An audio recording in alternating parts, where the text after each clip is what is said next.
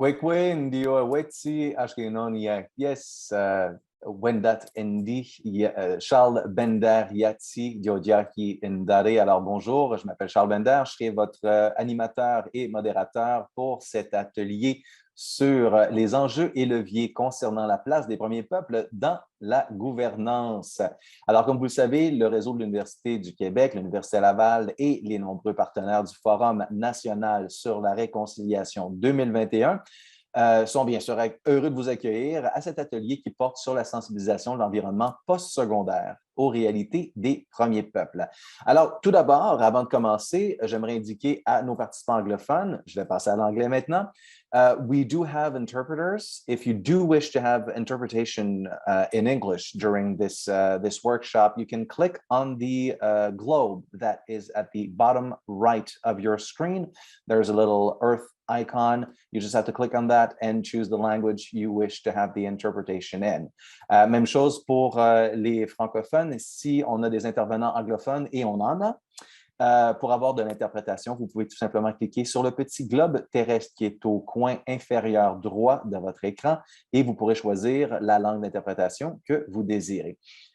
Les caméras et les micros des participants sont fermés par l'équipe technique. On va les garder fermés pour n'avoir que les panélistes à l'écran pour le moment. Vous pourrez les ouvrir un peu plus tard si on a le temps d'avoir une période de questions. D'ailleurs, si vous désirez intervenir ou passer des commentaires pendant la présentation, vous pouvez toujours utiliser la boîte de clavardage.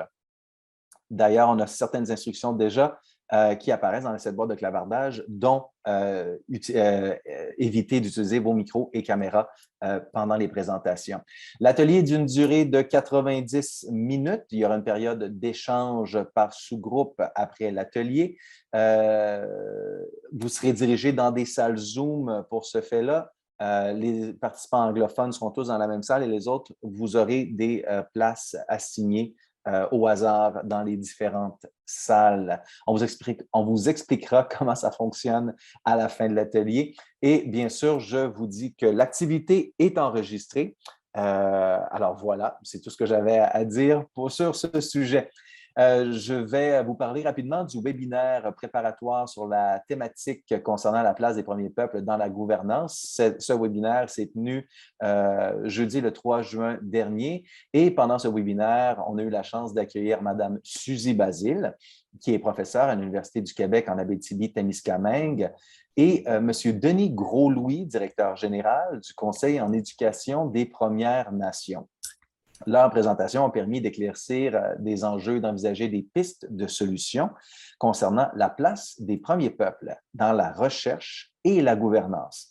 Si vous avez manqué le webinaire, il n'y a pas de problème, vous pouvez toujours aller sur le site du forum pour voir les webinaires et avoir accès aussi au Padlet dans lequel ont été partagés des enjeux, des réflexions sur les pistes de solutions possibles, des ressources et des initiatives inspirantes. Alors, je vous invite à visiter le site. Vous allez voir le lien du site apparaître dans la boîte de clavardage. Donc, en lien avec le thème du forum, qui est de s'engager dans les pas des étudiants des premiers peuples, on va commencer cet atelier avec le visionnement d'une capsule vidéo présentant les expériences et les perspectives de 11 étudiants et diplômés qui proviennent de chacune des nations autochtones au Québec sur la thématique qui nous concerne, des ambassadeurs qui ont eu l'occasion, pour ceux qui étaient là, de rencontrer ce matin et avec qui on a pu approfondir certains de ces enjeux. Alors, sans plus tarder, on voit la vidéo. Bon visionnage.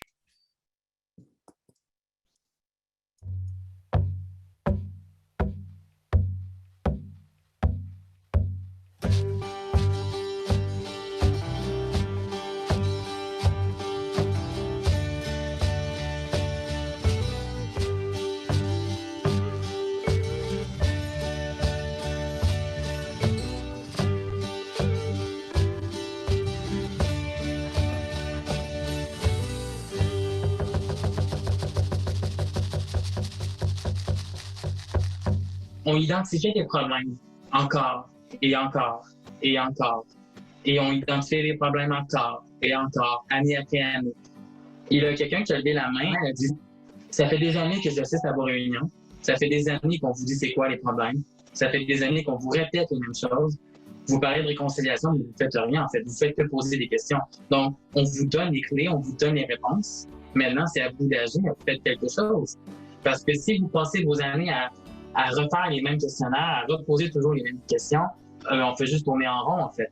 Donc, on n'est pas dans une vraie réconciliation, on est dans une parure d'une réconciliation. I think university for me as an Indigenous person was probably the most difficult because intellectually I was becoming more evolved, if you will. You know, I was reading more about history, Canada's history, politics, you know, colonization, all these things, and I was becoming more and more sensitive. In the university setting, Indigenous issues are kind of non-existent. And when I started my PhD, it was even worse because I had to begin studying for my comprehensive exams. But yes, of course, people are making efforts. I noticed that there's the territorial acknowledgements in a lot of universities now, you know, in the beginning of a class or in the beginning of a presentation or a conference, or they'll have like a territorial acknowledgement, which is nice, but it's only symbolic, you know. It doesn't really change anything. That these like politics of recognition, like we call them, they skip some very important steps. And I think the most important step that it's skipping is just the truth. If non-Indigenous people want reconciliation, then just start teaching the truth in schools. On n'a pas l'autorité, on n'a pas le pouvoir de faire de quoi qui répond à ce qu'on a vraiment besoin, parce que chaque communauté est différente. Puis développer des écoles qui parlent de la culture ou qui parlent qui développent aussi des intervenants de leur milieu, mais avec le volet avec l'approche holistique, c'est quelque chose qui vient, c'est quelque chose propre à la communauté selon leurs valeurs à eux, selon leurs besoins. Le gouvernement nous a empêchés de se gouverner pendant très longtemps. Donc, on a un héritage colonial là. Je pense qu'en éducation, la réconciliation, c'est d'admettre que nos systèmes, nos structures, ils sont inspirés du colonialisme. C'est pas propice au dialogue, c'est pas propice au partage, c'est pas propice à être soi-même. C'est tellement colonisé comme endroit et moi, personnellement, on m'a approché pour participer à décoloniser un peu les programmes correctionnels. C'est autre chose que scolaire, mais c'est un peu les mêmes objectifs. Et je me suis rendu compte que, dans le fond, ils veulent qu'on soit là, mais ils n'acceptent pas vraiment les changements qu'on propose. Puis ça, c'était pour les services correctionnels. Mais en éducation, à part être chargée de cours, je ne travaille pas vraiment dans le domaine, mais j'ai été étudiante beaucoup, longtemps. Et moi, je vois la différence quand il y a des acteurs présents au niveau scolaire autochtone. Premièrement, j'ai encore plus envie de me donner parce que je sais qu'il y a une compréhension mutuelle. T'sais. On ne va pas vérifier qu'est-ce que les communautés ont besoin en matière de gouvernance. Puis ça, dans le programme de l'ENAP, c'est pas l'ENAP qui nous a fourni ce savoir-là. Parce que, évidemment, les enseignants de l'ENAP n'ont pas ce savoir-là. C'est les étudiants qui fournissent ce savoir-là aux autres étudiants.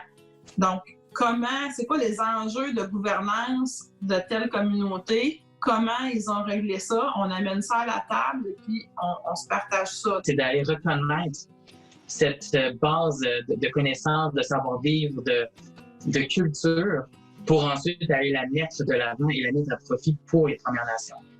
We have some frame of reference that we can develop programs with, that we can see that, you know, the programming that exists doesn't fit because you're trying to fit, you know, a circle in a square hole. You know, it doesn't fit. You know, there's an Escapi way of seeing things, and there's the model that's used in our current, you know, biomedical view of things. It just doesn't fit. You have to consider other things as well. Ce que j'ai vécu après ça en faculté de médecine, c'est qu'on m'a dit « OK, il y a un programme, il y a 4 places de réservées par année aux Premières Nations et on s'attend de vous d'un engagement vers les Premières Nations. » Parfait, je pense être une personne engagée. Bref, moi, j'ai ça en moi, je me sens vraiment engagée. Mais là, j'ai commencé à avoir des commentaires de gens qui m'ont dit « Donc, toi, tu fais ce cours-là, puis après ça, sur quelle communauté tu vas aller travailler? Qui va te prendre en charge? Puis toi, tu vas pouvoir aller t'occuper des Autochtones. » Puis pour moi, ça continue en fait de perpétuer une culture de colonialisme. Il y avait aussi l'affaire là dans les formulaires d'admission. Bon, c'est à l'aspect langue, c'était français ou anglais puis autres. Puis quand on marquait autre, genre Innu, la madame, elle m'a communiqué, elle m'a dit bah, tu préfères-tu mettre français comme langue? Parce que si tu mets langue Innu, ils vont comme demander pour que tu fasses un test de français. On ne considérait pas les langues maternelles, les langues Innu, mais les langues autochtones. Thing because the way the classroom is, you know, everyone sitting in a classroom, that's a very colonial way of learning.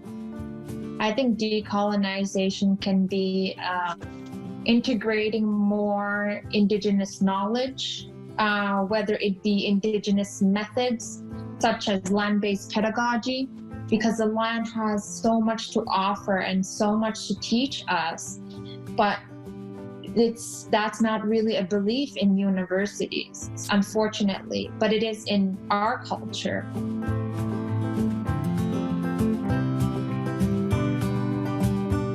Je pense que la clé du succès, c'est vraiment d'aller chercher des Autochtones pour la faire. Je pense que c'est un incontournable. Je dis pas que ça doit être que des Autochtones, mais il faut que ça parte de là. Quand on parle de gouvernance, on parle vraiment d'autogouvernance. Les Premières Nations, c'est ce qu'elles veulent.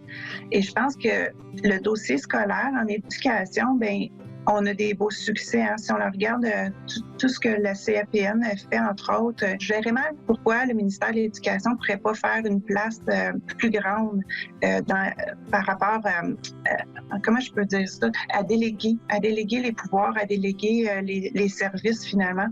Donc, si on veut décoloniser, selon moi, puis on veut adapter les programmes scolaires, peu importe où se trouve l'université, ben ça passe par avoir des employés autochtones, selon moi, puis pas juste des employés, mais des gestionnaires, des décideurs.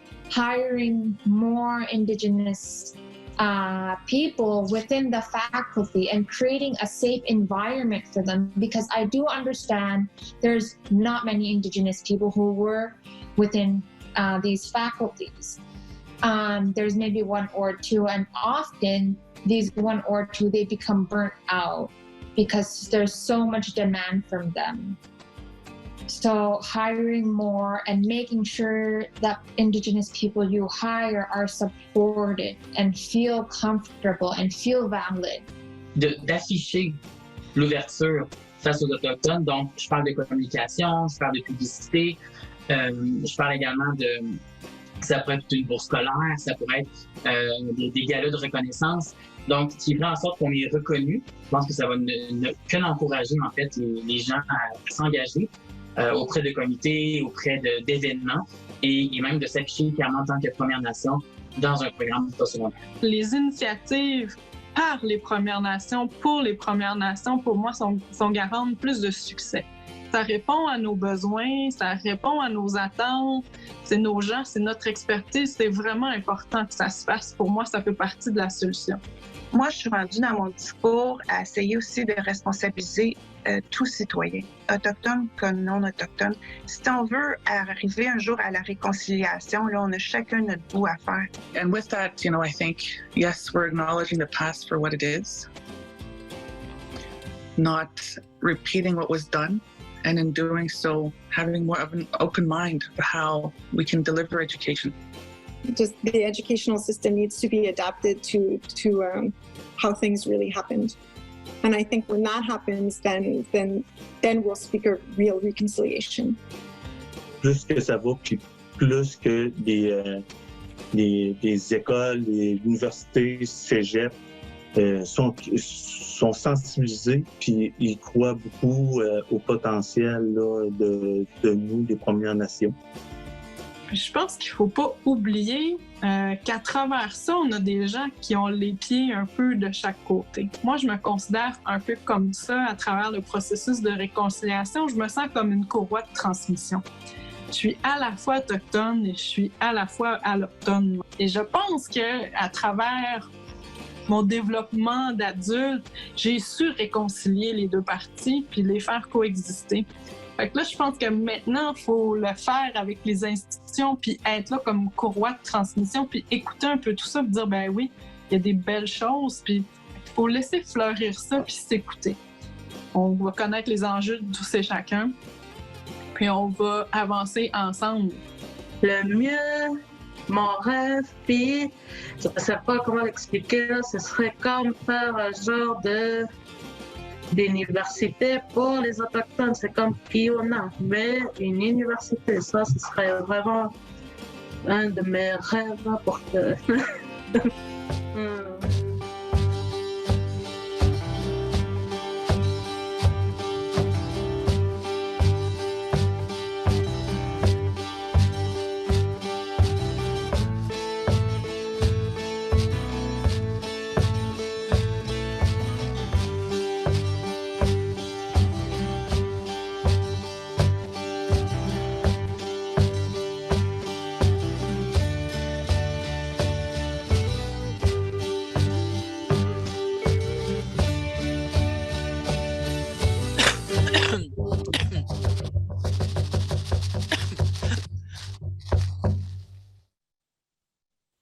Alors, je pense que nos ambassadeurs méritent une main d'applaudissement. Évidemment, comme tous vos micros sont fermés, on ne pourra malheureusement pas les entendre, mais vous pouvez toujours utiliser l'émoticône. Voilà, très bien. Alors, on a plein de gens qui applaudissent nos ambassadeurs. On adore ça. La première personne que je vais me permettre de vous présenter pour parler des... En fait, la première personne que je vais me permettre de présenter, c'est la messagère, la personne qui va s'occuper de rendre compte des propos qui seront échangés pendant ce panel. Alors, on a avec nous Mme Amélie Lenné, qui est directrice des partenariats et des programmes au regroupement des centres d'amitié autochtones du Québec. Elle va agir à titre de messagère pour apporter les grandes idées discutées dans cet atelier lors de la cérémonie de l'engagement à la fin de l'événement à 1h30 cet après-midi. Alors, maintenant, on passe aux panélistes. Lors de l'appel à l'engagement lancé en juin dernier par les hôtes de l'événement, plus de 38 propositions ont été reçues de la part de différentes universités canadiennes, québécoises et d'organisations autochtones. On tient à saluer cette manifestation d'engagement, dis-je, pour favoriser une meilleure prise en compte des réalités des premiers peuples dans l'environnement postsecondaire. L'ensemble des engagements est accessible sur le site web de l'événement que vous allez voir apparaître dans votre boîte de clavardage. Alors aujourd'hui, on a l'occasion de parler avec 4 personnes engagées. Je crois qu'il m'en manque une sur ma liste, mais bon, on ira avec la première et on fera le chemin tranquillement, pas vite. Première personne que j'aimerais vous présenter est Jonathan Hamilton Daibo, qui est professeur adjoint au programme de théologie à l'Université Victoria de l'Université de Toronto. Et comme ce panéliste est anglophone, je vais lui poser les questions en anglais. Jonathan.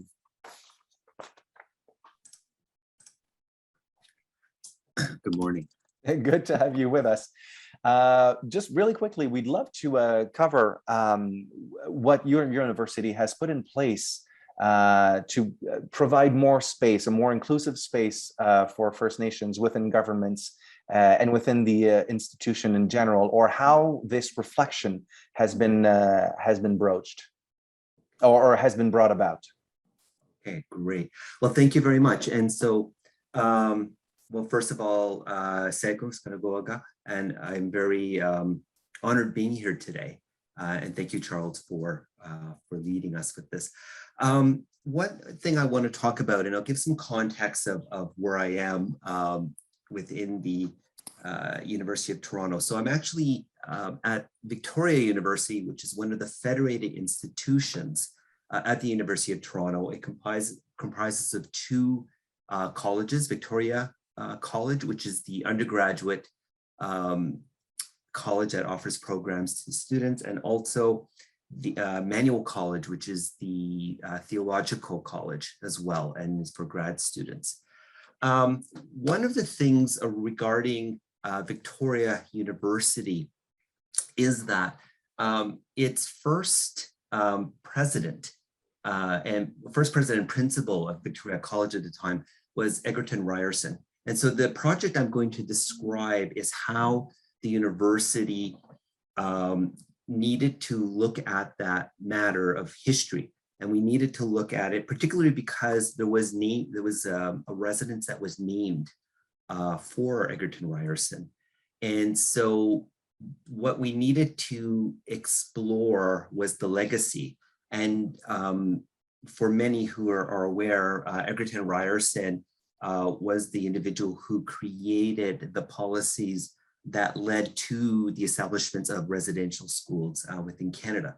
So to have someone who's had a very significant role as part of establishing the residential school system, we needed to look at that.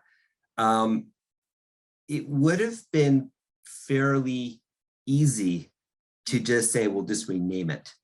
However, then you kind of get the sense of we're just doing what is right, and it's easy to do and we'll move on. And so I think that we really had to think through the outcome was really important how we were going to address it, but what what we really needed to think about was the process. And so really what this was the Board of Regents, which is the governing body of Victoria University, explored this. They wanted this to be explored of how they were going to address this. And so what was asked of the president's office was then to come up with a recommendation. So there wasn't then, so as this was being explored, one of the things to really understand is that the inclusion of Indigenous voices was necessary in this process. It wasn't just going to be happening without the Indigenous voices present. They need to be part of the discussion. They need to be also not just consulted, but also a integral part of this. So that was what came about. So to provide a little bit of a context, in early 2017, the University of Toronto put out a response to the Truth and Reconciliation's final report. So it created kind of this larger framework for all areas that are affiliated with the University of Toronto. So we had this report that came out. Then later in 2017, the Victoria University president established his priorities. And in those priorities indicated what was really important for him and the Victoria University was that they needed to increase Indigenous presence on campus. That was the first thing. To create opportunities that raise awareness of Indigenous perspectives and to provide supports for Indigenous students and also strengthening relationships. So that was kind of a key piece. So I want to give some context that this project, because it wasn't the first thing that was on, but there was this, it was ingrained into the priorities of the administration. Mm-hmm. And so leading into that, the Board of Regents wanted to look at the issue around Ryerson's name being used in an honorific way. It established a committee within itself to have this discussion. And it was initially discussed to talk about Ryerson's interaction with Indigenous peoples. However, and here's the importance of having Indigenous voices as part of those discussions and not afterwards, was that one of the members of the Board of Regents is Indigenous, and really wanted and pushed to expand that scope into not just about the interactions, but to talk about the impact as well of Ryerson's impact on. So that changed the discussion. And so I think that's really important to understand is having those voices there helps to kind of put a different perspective. So it wasn't just talking about how Ryerson interacted with Indigenous communities, but what was the impacts because of the work and those relationships as well. It then went down to then mentioning that really what needed to be established was what was going to be the recommendation.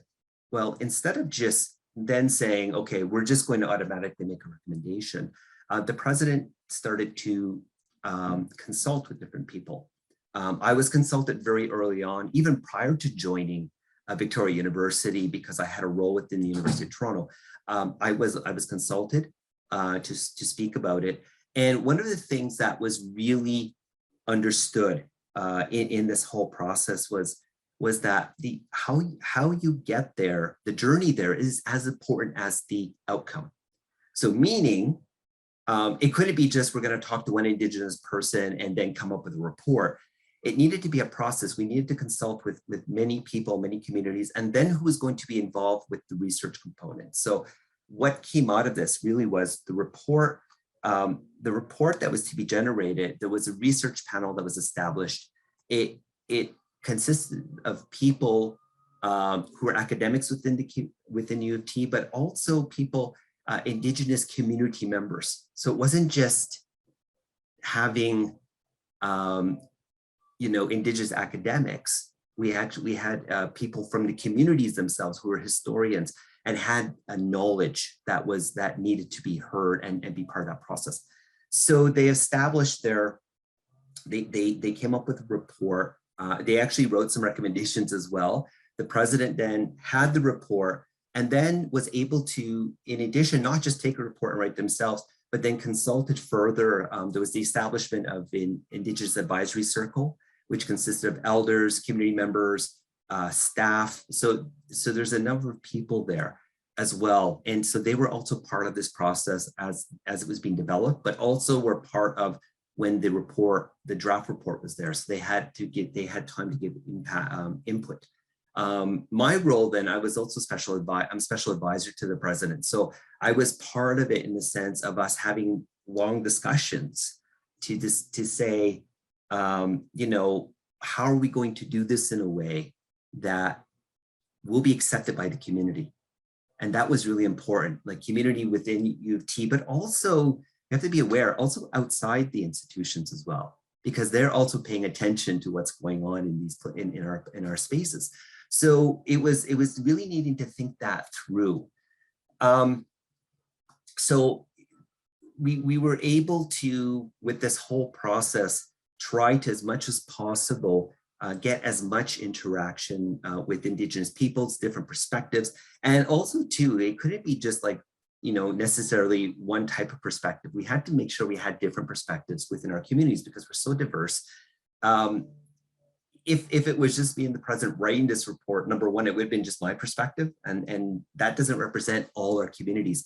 So again, that was something we had to address, was to ensure that we have, because our communities are so diverse, the experiences are diverse, we have different ways of looking at things that needed to be part of this whole process.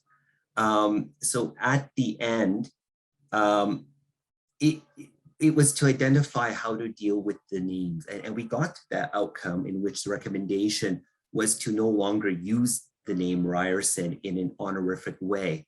However, it was also meant not to erase just history.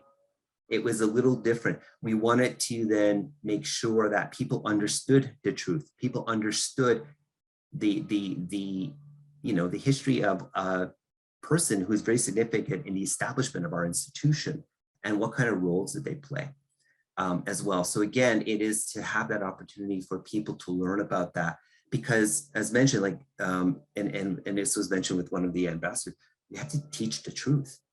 We can't just jump to reconciliation.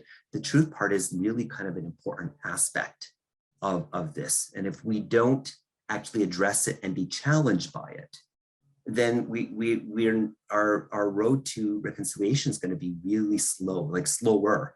And there may not be the traction. So we have to be aware of those kind of aspects. So anyways, in the long and short of it, there were outcomes that came forward. The Board of Regents went with the recommendation and they publicized it. They publicized the reports, they publicized their statement as well. So it wasn't just something that was going to be quiet. They let people know. But this also informed other commitments within the institution as well with the new strategic plan. So again, it wasn't just this one-off type of project that we were doing, this report, we're going to, and then move on and, you know, we've done our duty. It's more than that. This is kind of the first step. So in essence, that's a bit of our project. And that's very interesting. And it connects to a lot of the things for the people who were with us this morning when we met with the ambassadors, that connects to a lot of the things that the ambassadors had pointed out in how do we involve people, not just from academia, because they are over solicited. How do we reach out to the community? How do we reach out to people that might not be part of that academic process, but have valuable information to share within a circle? And also thinking about the impact that these decisions are going to have, not just within your institution, but also everywhere around it. And how do we reach out and understand what the impact is going to be? All the thing about the transparency of the report and the process to make sure that everybody knows what's going on and everybody can comment or be inspired by is all very, very inspiring ways to go about it. And also acknowledging legacy, which is not an easy thing when we think about a name like Ryerson. So the fact that there's this reflection about acknowledging the legacy and acknowledging the history and the component of truth that was named many times by the ambassador this morning, I think we're covering great ground here. Yes, and I think that's important. I think it's important for our whole community, not just our students and not just non-Indigenous students, but faculty, staff, but also for Indigenous students as well, to recognize the commitment that the institution's not hiding behind history, but bringing it forward, but using it in a way that helps to educate. And I think that's really, that's really crucial for many people. Well, Nyawengoa, it was a very inspiring presentation. I'd like to move on now, if I may, et je vais passer au français maintenant. Je passerai maintenant à la parole à Madame Joanne Jean, qui est présidente de l'Université du Québec, pour nous parler d'un engagement collectif qui se décline en 4 leviers. En fait, je vais lui laisser la parole pour qu'elle nous l'explique. Elle y arrivera beaucoup mieux que moi. Merci, Charles. Oui, bonjour. Je suis vraiment contente d'être avec vous aujourd'hui. À titre, là, je le dis bien, de présidente du réseau de l'Université du Québec. L'engagement, comme Charles l'a initié, l'engagement que je vais vous présenter, c'est un engagement collectif de mes collègues recteurs, rectrices, directeurs, directrices générales des 10 établissements du réseau de l'UQ, ainsi que, bien entendu, de l'Université du Québec. Je dirais que depuis maintenant 3 jours, tous les invités le répètent comment le chemin de la réconciliation et de la décolonisation, c'est un long processus qui commence vraiment par une meilleure connaissance des uns et des autres et par la reconnaissance de la vérité et de l'histoire telle que notre aînée Elisabeth Achini l'a mentionné ce matin. Je retiens aussi, avant de vous présenter les engagements, je retiens aussi les mots du chef Picard qui ont aussi été repris par Emmanuel Obansawin, qui ont insisté sur le fait que chacune de nous, on a une responsabilité pour faire avancer ce projet de société quand on parle de décolonisation ou de réconciliation. Comme l'a aussi très bien souligné Marco Bacon hier, le monde universitaire, c'est vrai que c'est un milieu qui est complexe. Mais je dirais qu'en même temps, cette complexité-là, elle dépend aussi des personnes en présence et de leur volonté de faire avancer les choses. Il y a bien entendu de vrais défis à relever, des défis qu'on peut parfois qualifier de systémiques, mais il y a aussi des gens dans le monde universitaire qui sont prêts à relever ces défis. Aussi, pour avancer, il faut que ça avance. L'autre élément, c'est qu'il faut que ça avance à tous les niveaux de l'organisation, de haut en bas, de bas en haut, et chacun doit jouer son rôle. Comme personne à la tête d'un établissement universitaire, notre rôle consiste parfois, entre autres, à être les gardiens d'une vision qui mobilise toute la communauté universitaire. Cette question rejoint aussi la question qui a été posée par notre autre aînée, Edith Picard, hier, en lien avec le titre du forum pour s'engager dans les pas des étudiants et des étudiantes. Elle disait, oui, marcher, mais où souhaitons-nous aller? Pour le réseau de l'Université du Québec, un élément fondamental qui guide nos pas et structure notre vision, c'est cet engagement profond qu'on a pour l'accessibilité aux études universitaires. Il a été inscrit dans le mandat de l'Université du Québec dès sa création il y a plus de 50 ans maintenant. Je vous dirais qu'on en est encore aujourd'hui très fiers, mais on est très conscient que le travail n'est vraiment pas encore terminé. En 2021, nous savons que l'accessibilité pose des défis différents selon les personnes, leur parcours, leurs expériences, et on reconnaît aussi que nous devons porter une attention particulière aux membres des premiers peuples. Notre chance, parce qu'on a une chance, c'est qu'on peut aller puiser dans l'expérience des universités du réseau qui sont engagées déjà depuis plusieurs décennies dans ce travail de reconnaissance excusez, des besoins des étudiants et des étudiantes autochtones. Je pense ici notamment à ce qui se fait depuis plus de 30 ans à l'INRS, ce qui se fait à l'Université du Québec à Chicoutimi, en Abitibi-Témiscamingue. On peut ainsi s'inspirer des moyens innovants qu'ils ont développés pour y répondre. La force du travail collectif peut nous aider à avancer plus loin et à avancer aussi plus rapidement. C'est pour que cette vision d'université accessible, accueillante, sécuritaire et menant à la réussite devienne réalité que nous avons cerné et retenu 4 leviers pour soutenir le changement dans le réseau de l'Université du Québec en faveur des réalités des premiers peuples. Et je vous les résume. Le premier levier concerne, bien entendu, la sensibilisation de nos communautés. Plusieurs l'ont répété, il s'agit vraiment d'un préalable. Les Allochtones connaissent très peu d'histoire et la culture, et je souligne ici la culture parce qu'on nous l'a rappelé à plusieurs reprises des nations autochtones. Aussi, nous inciterons encore plus dans le réseau les gestionnaires, le personnel enseignant, le personnel de soutien, les étudiants allochtones à participer à des activités de formation pour que tous connaissent mieux les réalités historiques et contemporaines des premiers peuples. On comprend qu'il s'agit d'un premier pas. Pour aller plus loin, encore plus loin, un autre engagement concerne les cours et les programmes, le cœur de notre mission universitaire. Plusieurs ont souligné comment l'université est à un bout du continuum du parcours en éducation. Mais on peut aussi le voir comme étant un point de départ. Si on considère que les personnes qui enseigneront au primaire et au secondaire se formeront d'abord dans les universités. Il est donc important, on l'a rappelé à plusieurs reprises au cours des 2 derniers jours, d'intégrer des contenus et des objectifs d'apprentissage relatifs aux enjeux et aux réalités des premiers peuples dans des cours et dans des programmes d'études. C'est certain que ces changements soulèvent des discussions importantes dans les équipes de direction ou encore dans les équipes professorales. Mais l'engagement qu'on prend, c'est qu'on va tous ensemble soutenir ce travail exigeant. Le troisième levier concerne nos capacités internes. Le fait d'avoir des personnes autochtones qui travaillent à tous les niveaux de nos universités, ça fait vraiment la différence. On l'a vu, l'exemple de Kiuna présenté mardi a bien montré ce besoin pour une équipe solide, qui soit pérenne pour développer des expertises des services adaptés. On en retrouve de plus en plus dans nos universités depuis quelques années, que ce soit en conseil stratégique, en accompagnement pédagogique ou encore en soutien au service aux étudiants. On souhaite continuer sur cette voie. Mais là, j'ai un petit message du commandité, si je peux dire.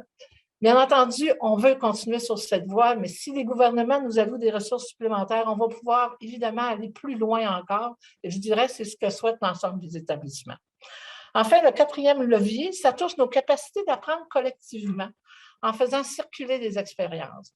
Dans le réseau de l'Université du Québec, c'est une façon de travailler qu'on met de l'avant depuis toujours. Il s'agit encore une fois d'une vraie expertise qui demande des ressources. On a développé des mécanismes pour animer des espaces d'échange et de partage entre les établissements. Sur les enjeux autochtones particulièrement, on a actuellement la table de travail sur les réalités autochtones de l'Université du Québec, qui a d'ailleurs contribué à l'identification des 4 leviers d'action que je vous décris aujourd'hui. On a aussi une communauté de pratique des professionnels en soutien des services aux étudiants, qui, par exemple, tout dernièrement, on en a parlé un peu ce matin, pas de l'exemple, mais du besoin, qui a tout dernièrement lancé un réseau rassemblant des étudiants autochtones provenant de 11 universités au Québec. Si je résume, les 4 leviers concernent 1, la sensibilisation, 2, le personnel, les programmes de formation et les capacités collectives. Ce sont des leviers qui sont transversaux, complémentaires, Ils sont définis aussi de façon assez large pour que chaque université puisse les mettre en œuvre à leur façon, en lien avec leur réalité et les besoins des communautés, et bien entendu aussi selon les volontés et la créativité de leurs équipes. L'ensemble des établissements du réseau ne sont pas tous rendus au même endroit, mais on s'auto-inspire, on s'entre-inspire de ce qui se fait d'un endroit à un autre pour faire plus et mieux. Je vous remercie. Miigwech. Merci, Madame Jean. C'est bien de voir que ce réseau d'universités important au Québec réussit à bien rassembler les forces des différents intervenants. Et puis, comment est-ce encore une fois, on entend les échos de ce que les ambassadeurs ont mentionné dans leurs vidéos, de quelle manière est-ce qu'ils veulent être impliqués, inclus, et de quelle manière est-ce qu'ils veulent l'être de manière à ne pas être constamment détournés de leur propre parcours d'études ou parcours professionnel, parce qu'on sait que c'est très exigeant de faire de la représentation sur une multitude de comités, mais il y a des actions très importantes qui sont mises en place, qui sont très inspirantes et qui, encore une fois, c'est l'équipe, c'est l'ensemble du réseau là, qui se nourrit les uns les autres et qui garde une souplesse pour faire en sorte que chaque élément puisse adapter la manière de mettre ces leviers-là en action qui est pertinent pour le lieu dans lequel il se retrouve. Je passe maintenant la parole à Émilie Fortin-Lefebvre, qui est professeure associée au département de management, directrice du Centre d'études pour l'autonomie économique des Premiers Peuples et des Inuits à l'Université du Québec à Montréal. Alors, Madame Fortin-Lefebvre, je vous passe la parole. Oui, bonjour, merci. D'abord, je suis super honorée d'être ici avec vous aujourd'hui. Et puis, j'aimerais souligner quelque chose que Jonathan a dit un petit peu plus tôt, qui a dit « The journey is as important as the outcome ». Et j'ai trouvé ça super bon. Puis, dans le fond, ça représente beaucoup ce dont je viens vous parler aujourd'hui.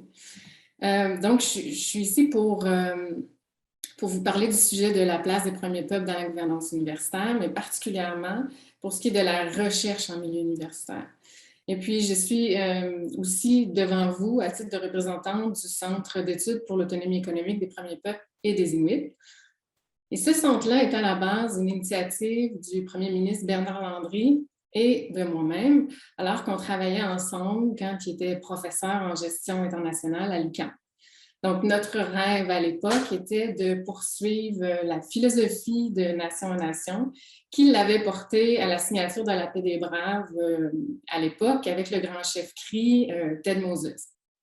Donc, ce qu'on fait aujourd'hui au Centre, c'est d'offrir un espace d'échange, une plateforme de collaboration entre des organisations autochtones et le milieu scientifique. Donc, on travaille sur des sujets qui touchent à l'entrepreneuriat autochtone, à l'accompagnement entrepreneurial, au modèle alternatif de développement, puis à l'autonomie économique en général. Alors, nos engagements pour améliorer la place des premiers peuples dans la gouvernance universitaire se déclinent, disons, en 3 volets. Il y a co-construction des connaissances, démocratisation des connaissances, et puis la coopération dans la gouvernance. Donc, pour le premier, coproduction des connaissances, bien, notre mode de fonctionnement au Centre, c'est de faire des projets de recherche en collaboration avec nos partenaires autochtones, mais surtout en partant de leurs besoins. C'est ça qui est important ici. Donc, le point de départ, c'est de s'asseoir ensemble pour déterminer comment on peut leur être utile. Donc, quelles problématiques ils ont identifiées et sur quel sujet ils souhaitent se pencher. Puis ensuite, on détermine ensemble comment mener les projets de recherche. Et on parle ici de joindre les paradigmes portés à la fois par la science puis par les populations autochtones. Donc, vraiment d'un alliage des deux. Là. Alors, on détermine ensemble les questions de recherche, quelles données sont à récolter, quels moyens on peut prendre pour avoir accès aux données. Puis, après ça, on analyse ensemble les informations de façon à ce que ce qui ressort de cette recherche, mais ça soit réellement utile pour nos partenaires autochtones, mais aussi pour les populations auprès de qui ils travaillent. Donc, ça, c'est le premier volet. Deuxième volet, la démocratisation des connaissances. On parle de viser l'utilité des connaissances qui sont produites et de viser leur accessibilité. Donc, pour l'instant, et ça, c'est moi qui le dis, OK, le monde académique est plutôt tourné sur lui-même. On prend des fonds publics pour se parler entre nous. Puis, mais je rêve d'un jour où un tel comportement ne sera plus la norme, mais plutôt je rêve d'un jour où est-ce que le savoir scientifique sera beaucoup plus à la portée des populations marginalisées, donc de tout le monde. Mais pour ça, il faut penser à vulgariser la science dans un langage qui soit en adéquation avec les profils des publics visés. Je pense, entre autres, à l'utilisation de l'art dans la communication scientifique. Je pense, à mon avis, ça ne se fait pas encore assez. Mais pour ça, il faut convaincre les bailleurs de fonds. Parce que pour l'instant, qu'est-ce qui nous mène à des subventions de recherche? C'est de dire qu'on va publier des articles scientifiques et faire des conférences internationales. C'est bien, mais ça ne permet pas d'atteindre les populations les plus marginalisées ou les populations avec qui on peut travailler. Donc, des chercheurs comme moi, qui souhaitent avoir d'autres moyens pour communiquer les recherches, ben, il faut trouver des fonds. Puis ça, ben, alors, si vous avez des fonds, dites-moi-le. Moi, je suis prête à faire plein de projets en art, faire des BD, des vidéos. Alors, dites-moi-le, communiquez avec moi. Alors, le troisième volet, on parle de coopération dans la gouvernance du Centre pour l'étude de l'autonomie économique des premiers peuples et des Inuits. Donc, le partage de décisions avec nos partenaires autochtones quant aux orientations stratégiques du centre. Alors, tout ça, en fait, ça demande de sortir de l'approche top-down du milieu scientifique, qui aujourd'hui consiste à apporter des solutions toutes faites aux populations qu'on étudie. Alors, on a beaucoup tendance à faire ça. Et ça suppose aussi de produire moins de recherches pour nous-mêmes, mais de collaborer à la production de connaissances qui soient réellement utiles aux populations avec qui on collabore. Okay.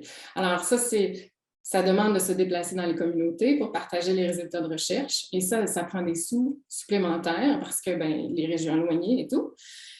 Ça demande aussi d'utiliser des moyens de diffusion qui parlent et plaisent aux Autochtones. Et là, ce n'est pas à nous à déterminer, mais de demander qu'est-ce qui vous plairait, qu'est-ce qui vous parle.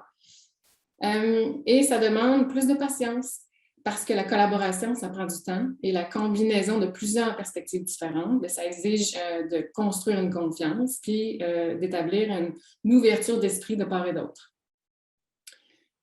Donc, en quoi tout ça, selon moi, ça permet d'améliorer la place des premiers peuples dans la gouvernance universitaire? Ben, je dirais que ça nous donne une méthode, en fait, pour ne pas décider à la place des Autochtones pour les enjeux qui les concernent.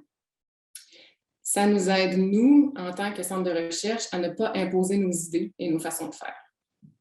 Alors, parmi les propos des ambassadeurs que j'ai vus dans les webinaires, quelqu'un a dit quelque chose comme... et là, je vais mal citer, là, mais c'était ça fait des années que vous nous demandez quels sont les problèmes. Qu'est-ce que vous faites? Puis quelqu'un d'autre a dit entendre sans comprendre, entendre sans écouter. Donc, moi, ça me parle. Je pense qu'en tant que chercheur, on peut faire les choses différemment. Puis c'est justement là qu'on peut faire une différence. Comme Jonathan a dit, c'est dans le processus. Ne pas juste chercher, mais aussi développer des moyens pour échanger les connaissances et pour en construire de nouvelles ensemble. Et en résumé, si je résume selon 3 points, revoir la position de supériorité des savoirs académiques sur les savoirs autochtones, partir des besoins identifiés par nos partenaires autochtones pour élaborer des projets de recherche et partager la gouvernance de nos structures universitaires par l'intégration de partenaires autochtones dans les décisions stratégiques qui les concernent. Voilà, merci. Merci beaucoup, Madame Fortin-Lefebvre. C'est extrêmement inspirant comme initiative et c'est vrai que c'est intéressant de savoir que le milieu scientifique, le milieu de la recherche, fait un processus de regard sur soi-même et de dire il faut qu'on déconstruise certaines manières de fonctionner, comme vous l'avez mentionné, top-down, qui permettent d'aller chercher la sagesse, les connaissances aussi, mais aussi les besoins. Qu'est-ce qui va vraiment être le plus utile à la communauté chez qui on va aller faire cette recherche-là. Puis en même temps, ça devient, de par le fait même, quelque chose qui est pertinent pour tous. Là.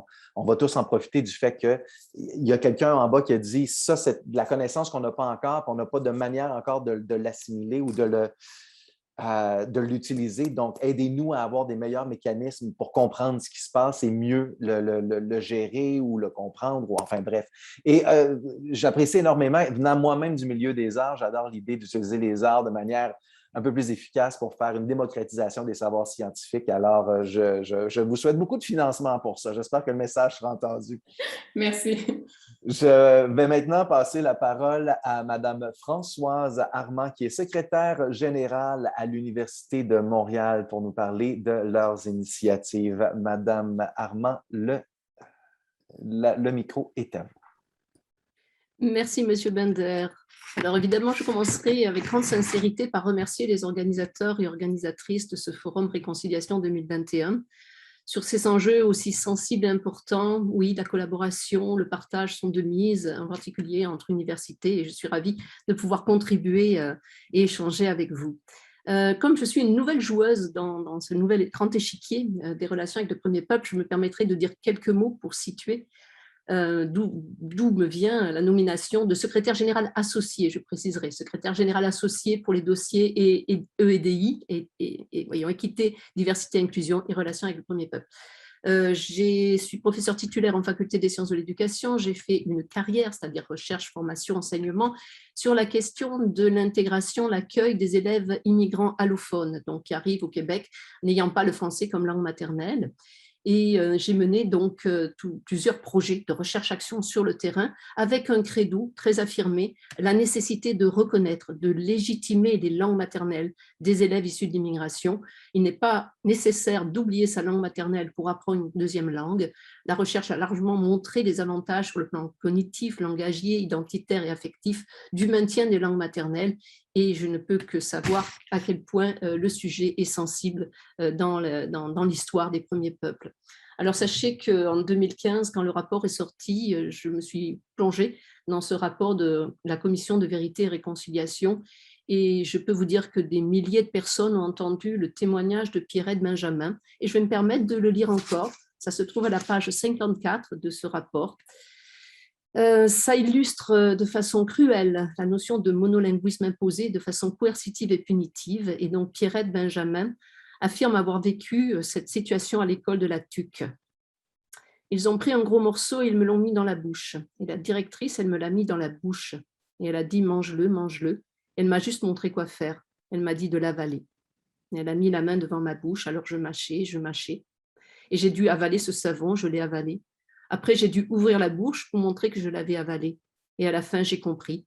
Et elle m'a dit, c'est une langue sale, c'est le diable qui parle par ta bouche. C'est pour ça qu'il fallait la laver, parce qu'elle était sale. Donc, tous les jours que j'ai passé au pensionnat, j'ai été maltraitée. Ils m'ont presque assassinée. Donc, on peut comprendre les enjeux de traumatisme liés à l'éradication des langues maternelles et des cultures autochtones qui ont été vécues avec des exemples aussi percutants. Alors, j'ai donc accepté la fonction de secrétaire général associé depuis quelques jours, et pardonnez-moi certainement certaine maladresse dans l'appropriation des dossiers RPP. Je l'ai accepté avec humilité en sachant qu'il y a vraiment des forces vives à l'Université de Montréal qui vont soutenir ce dossier-là. Et je voudrais mentionner rapidement que nous avons, nous aussi, établi un plan d'action, un énoncé de vision, un diagnostic et un plan d'action constitué de 8 objectifs et de 110 mesures. Alors évidemment, on se dit 110 mesures, mon Dieu, est-ce que c'est réaliste?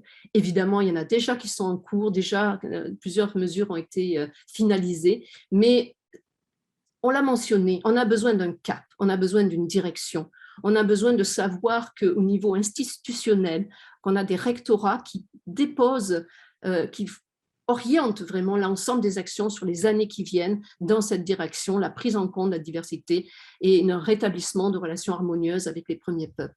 Alors, parmi ces forces vives, eh bien, il y a un comité conseil paritaire qui est coprésidé par une personne autochtone, une équipe de mise en œuvre du plan d'action, un conseiller principal aux relations avec le premier peuple. Le poste est vacant depuis peu, donc je lance la perche pour ce magnifique poste. Je serai ravie de collaborer avec le conseiller principal aux relations avec le premier peuple qui sera prochainement embauché.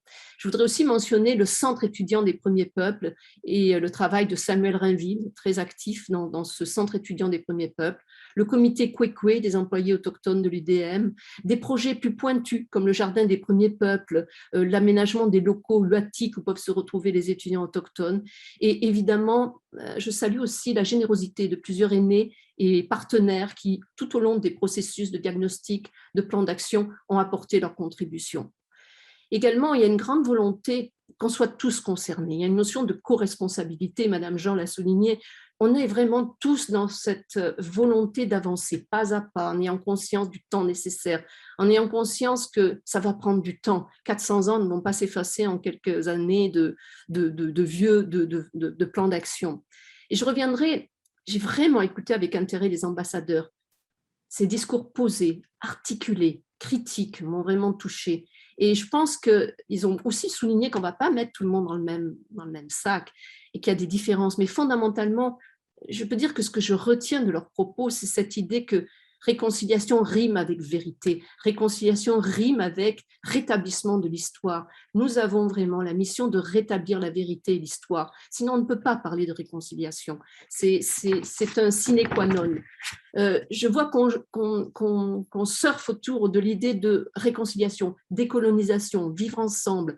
Et fondamentalement, dans tous ces discours, ce que j'entends, pas de cosmétique. Le mot a été utilisé par l'une d'entre elles. Non, on parle d'authenticité, on parle de sincérité, on parle de respect d'humain à humain, qui ont partagé dans l'histoire quelque chose qui est à réparer.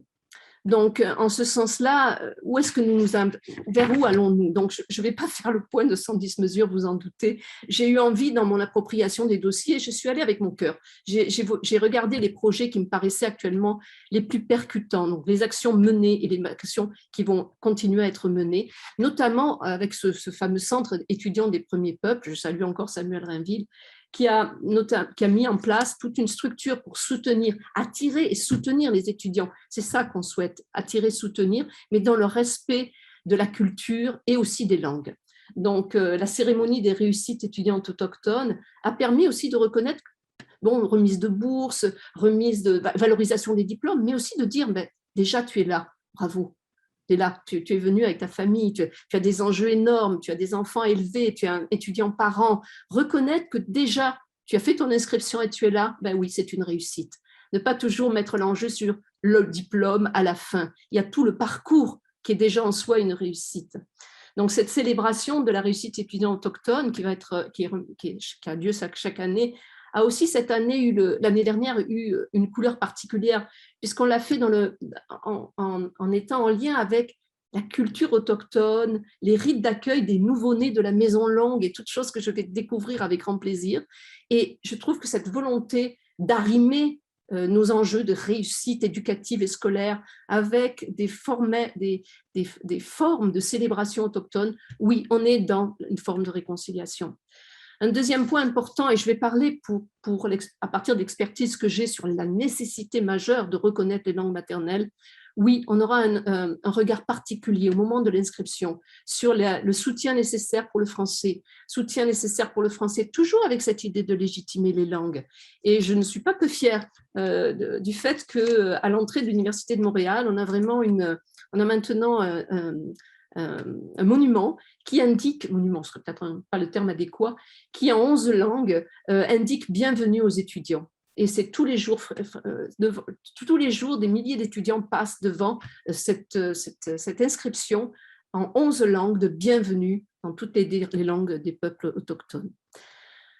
Également, nous avons un prix pour reconnaître la défense des langues maternelles, le prix de célébration de la valorisation des langues autochtones, le prix de gardien de la langue. Ce sont des enjeux importants. Alors évidemment, comme je vous dis, je suis allée avec le cœur, j'ai flashé sur quelques actions.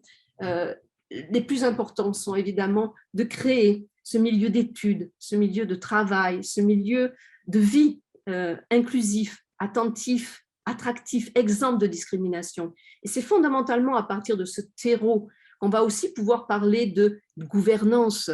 C'est quand on sera dans cette situation de respect, d'authenticité, qu'on va véritablement pouvoir, les uns et les autres, bonifier nos systèmes de gouvernance.